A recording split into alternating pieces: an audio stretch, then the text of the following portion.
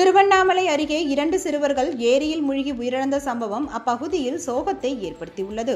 திருவண்ணாமலை மாவட்டம் சேத்துப்பட்டு அருகே உள்ள அனாதிமங்கலம் கிராமத்தை சேர்ந்தவர் விவசாயி அருள்குமார். இவருடைய மகன் பரத் அதே பகுதியில் உள்ள பள்ளி ஒன்றில் 3ஆம் வகுப்பு பயின்று வந்தான். இதனிடையே சென்னையில் வேலை செய்து வரும் ராஜா என்பவர் விடுமுறைக்காக சொந்த ஊருக்கு தனது 4 வயது மகன் தேவநேசனுடன் வந்திருந்தார். இந்நிலையில் நேற்று வெள்ளிக்கிழமை வீட்டின் அருகே உள்ள ஏரி பகுதிக்கு இயற்கை உபாதைக்கு சென்ற பரத், தவனேஷ் ஆகிய இருவரும் நீண்ட நேரமாகியும் வீடு திரும்பாததால் உறவினர்கள் ஏரி மதகு பகுதியில் தேடினர். ஆனால் குழந்தைகள் கிடைக்காததால் ஏரியில் மூழ்கி இருக்கக்கூடும் என கருதி சேத்துப்பட்டு தீயணைப்பு மற்றும் மீட்பு துறைக்கு தகவல் தெரிவித்தனர்.